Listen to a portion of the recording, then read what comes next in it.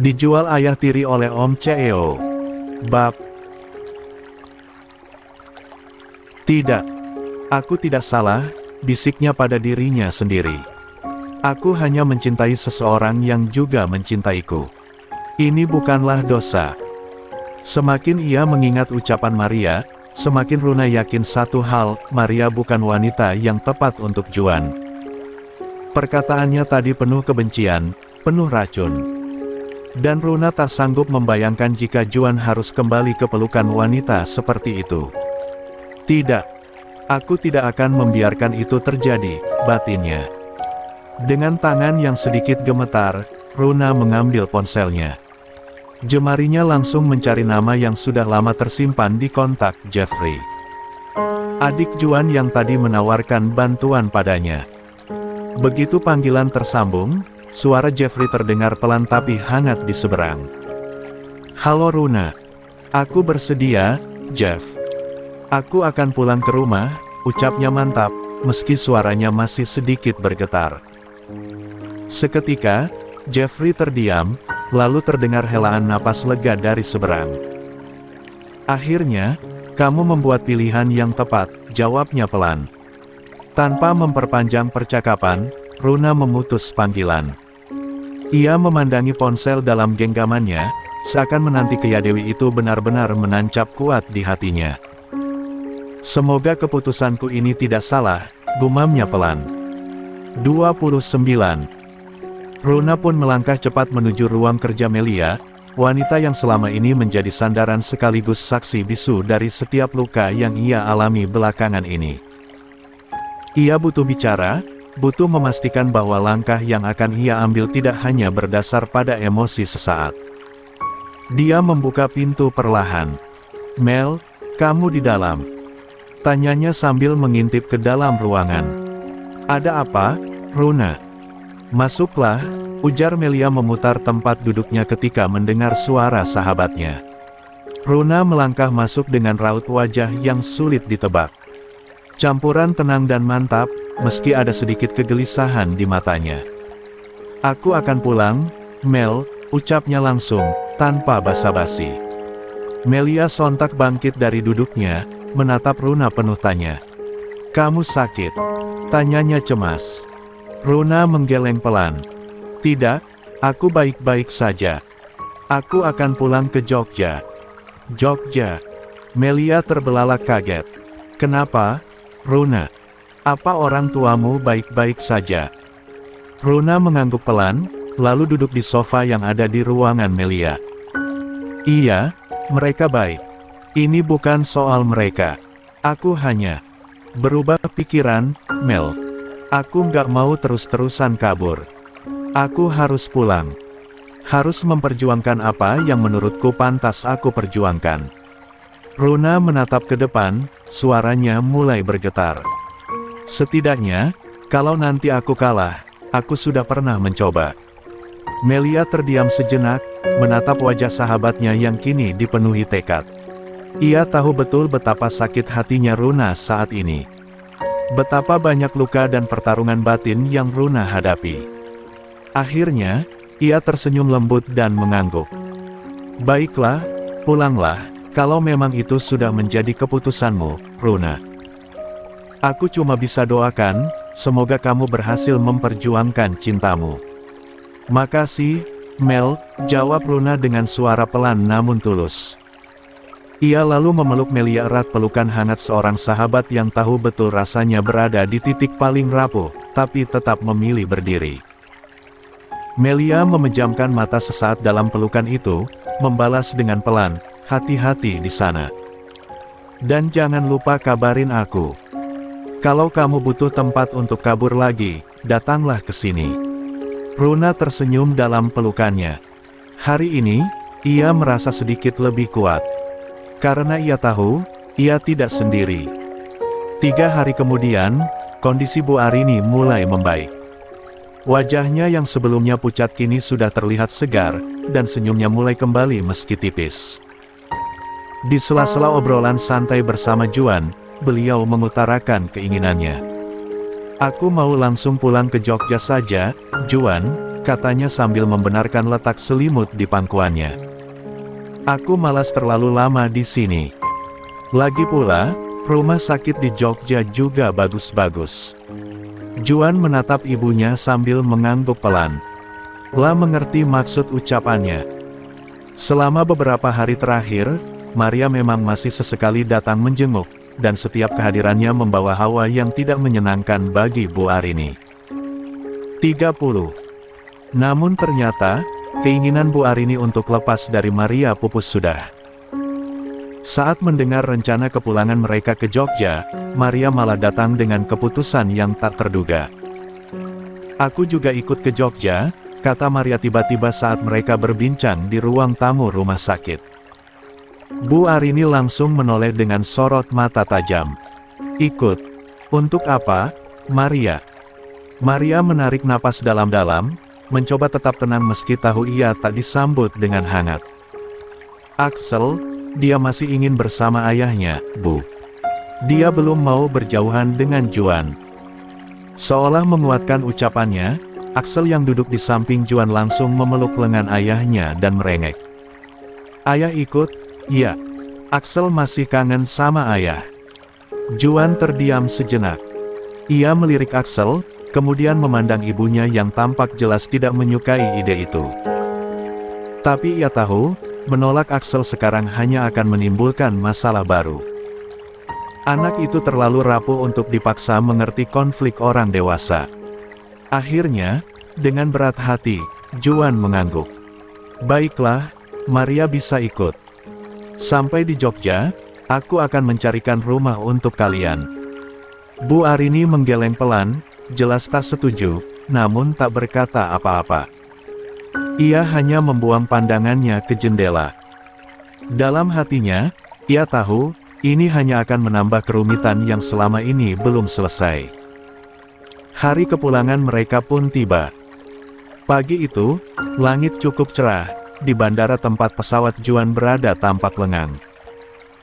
Satu persatu, mereka sudah menaiki pesawat pribadi milik Juan yang akan membawa mereka kembali ke Jogja. Axel terlihat sangat senang, wajahnya bersinar penuh antusias. Ayah, bolehkah aku duduk di samping ayah? Tanyanya sambil menarik lengan Juan. Tentu saja, Axel, jawab Juan lembut sambil tersenyum, mengusap kepala putranya penuh kasih. Maria segera ikut duduk di bangku seberang Juan. Baiklah, kalau begitu ibu duduk di sini saja ya, Axel, ujarnya, sengaja ingin tetap berada dalam jarak pandang Juan. Bu Arini yang melihat itu hanya bisa menatap Maria dengan sorot mata tak suka. Ia muak dengan cara Maria yang terus mencari celah untuk mendelkati Juan. Tapi ia memilih diam, walau kegelisahan terlihat jelas di raut wajahnya. Bu, duduklah di sini, ucap Pak Sigit dengan tenang, menunjukkan bangku yang berada di depan tempat duduk Juan. Bu Arini mengangguk dan mengambil tempat di samping Pak Sigit. Di seberang mereka, duduklah Jeffrey, diam namun memperhatikan situasi dengan cermat. Beberapa menit berlalu, dan sebelum pesawat lepas landas, Jeffrey memanggil seorang pramugari. Tolong bilang pada pilot, suruh tunggu sebentar. Temanku belum datang, katanya serius. Semua orang melirik ke arah Jeffrey dengan sedikit heran, dan Bu Arini pun bertanya pelan, kamu mengajak siapa, Jeffrey? Jeffrey hanya tersenyum penuh teka-teki. Sebentar lagi ibu akan tahu. Dia sudah sampai di bandara, sebentar. 31. Lagi naik ke pesawat. Tak lama, ponsel Jeffrey berdering. Setelah bicara sebentar, ia berdiri dan turun dari pesawat untuk menjemput temannya. Beberapa menit kemudian, ia kembali naik dengan seseorang di belakangnya. Dengan nada pelan tapi penuh arti, Jeffrey menatap ke arah Bu Arini dan berkata, lihatlah, ibu. Siapa yang aku ajak pulang bersama kita ke Jogja? Langkah ringan itu pun masuk ke dalam kabin pesawat. Sosok Runa muncul, tersenyum hangat, menyapa. Halo, Tante. Bu Arini langsung berdiri, wajahnya berseri-seri. matanya berkaca-kaca. Akhirnya kamu mau pulang ke rumah, nak? Tante sangat bahagia, sayang. Ia memeluk Runa erat, seolah tak ingin melepasnya lagi. Runa membalas pelukan itu dengan hangat. Dalam diam, ia melirik Juan yang menatapnya sambil tersenyum lega. Tak ada kata-kata, tapi pandangan mereka saling bicara. Sementara itu, Maria menatap tajam ke arah Runa. Sorot matanya penuh amarah dan kecemasan. Runa bukan hanya kembali, dia berarti berani menantangnya. Dan untuk pertama kalinya, Maria merasa ancamannya nyata. 32. Setelah kurang lebih 45 menit perjalanan menggunakan pesawat, akhirnya mereka sampai di Bandara Adi Sucipto, Jogja. Setelah turun dari pesawat, Jeffrey segera membantu Runa mengambil kopernya dari bagasi. Sementara itu, Juan hanya memperhatikan mereka dalam diam. Tangannya sibuk menggendong Axel yang tertidur lelap di pelukannya. "Juan, barangmu sudah semua?" tanya Maria pelan. Juan mengangguk sebagai jawaban. "Malam ini kalian menginap dulu di rumah ibu. Besok aku akan carikan apartemen untuk kamu dan Axel," ucap Juan kemudian. "Iya, Juan. Nggak usah terburu-buru. Aku malah senang kalau tinggal di rumah ibumu. Biar Axel bisa lebih dekat dengan kakek dan neneknya," balas Maria dengan senyum hangat. Mereka lalu bergegas menuju mobil untuk pulang ke rumah. Saat Juan membuka pintu mobil, ia menoleh ke arah Runa. "Runa, kamu ikut mobilku saja," ajaknya. Namun Runa menggeleng pelan. "Nggak usah, Juan. Aku takut mengganggu kalian. Aku ikut mobilnya tante sama om saja." Bu Arini tersenyum mendengar jawaban itu. Ia meraih tangan Runa dengan lembut. "Ayo, sayang. Kita masuk. Kamu duduk di sebelah tante ya, biar om duduk di depan." "Kalau begitu, biar aku saja yang ikut di mobilmu mas," ucap Jeffrey kepada Juan, lalu langsung masuk dan duduk di samping sopir. Maria tersenyum tipis, dia lalu masuk ke dalam mobil dan duduk di samping Juan. Mobil pun segera melaju dengan kecepatan sedang keluar dari area bandara. Di jalan, Runa membuka obrolan dengan Tante Arini. "Tante, nanti langsung ke rumahku aja, ya? Mami udah masak banyak buat kita semua," ucap Runa sambil tersenyum. "Baiklah, Ran. Tante juga udah kangen sama masakan mami kamu," jawab Bu Arini hangat. Bu Arini lalu menoleh ke sopir yang duduk di depan. "Pak, nanti kita langsung ke rumah Runa dulu, ya?" "Iya, Bu," sahut sang sopir singkat. "Yah, kamu hubungi Jeffrey, ya? Bilang kita langsung ke rumah Runa aja," tambah Bu Arini pada Pak Sigit. "Iya, Bu. Bentar, Bapak telepon dulu," jawab Pak Sigit sambil mengambil ponselnya. Pak Sigit lalu menekan nomor Jeffrey dan mengangkat ponselnya ke telinga. "Halo, Jeff. Nanti kita langsung ke rumah Runa buat makan siang, ya?" "Iya, yah," jawab Jeffrey dari seberang, yang kemudian memberikan instruksi ke sopir yang membawa mobil. Juan. 33. Tak lama kemudian, mereka semua pun sampai di depan rumah Runa. Maria yang baru pertama kali melihatnya, tertegun. Matanya terpaku pada bangunan 3 lantai yang berdiri megah dengan gaya arsitektur Eropa yang elegan. "Juan, apa ini rumahmu?" tanya Maria dengan mata membesar. Sejak dulu, dia dan Axel memang belum pernah diajak Juan ke rumah ibunya di Jogja. Mereka hanya pernah bertemu Bu Arini saat beliau berkunjung ke London. "Bukan. Ini rumah orang tuanya Runa," jawab Juan tenang. "Rumahku ada di sebelah." Maria diam sejenak. Ia tidak menyangka bahwa Runa berasal dari keluarga kaya. Selama ini, dia hanya tahu nama dan nomor kontak Runa, tanpa pernah mencari tahu latar belakang keluarganya.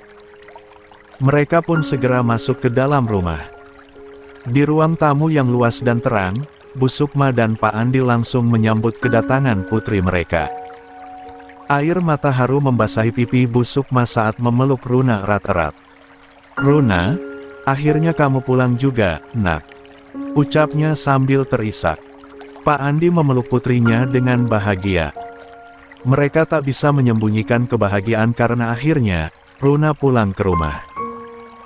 Setelah momen haru melepas rindu dengan Runa, Bu Sukma segera memeluk Bu Arini erat. "Bagaimana kondisimu, Mbak?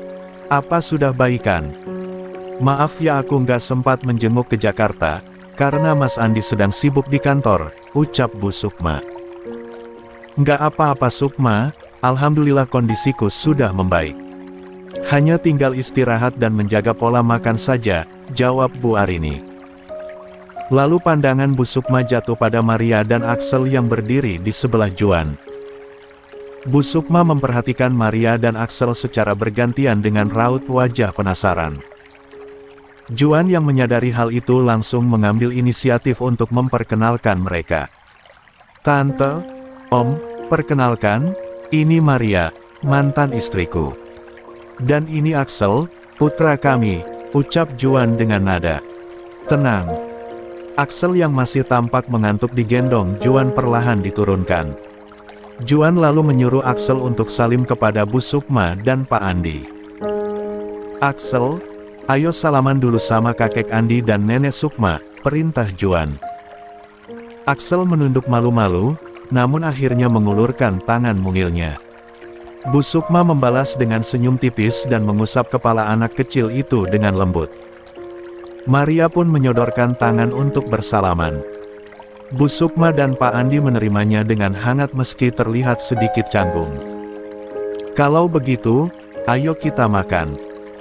Pasti kalian sudah lapar setelah perjalanan jauh," kata Bu Sukma sambil mempersilakan tamu-tamunya untuk menuju ruang makan. "Mi, aku ke kamar dulu sebentar, ya." "Mau masukin barangku?" ucap Runa sambil meraih koper kecilnya. "Biarkan Simbas saja yang bawa barangmu ke atas, Runa. Kamu makan dulu," sahut Bu Sukma. "Nggak apa-apa, Mi. Runa kangen sama kamar Runa," jawabnya sambil tersenyum kecil. Pak Andi mengangguk. "Baiklah. Tapi jangan lama-lama ya, sayang.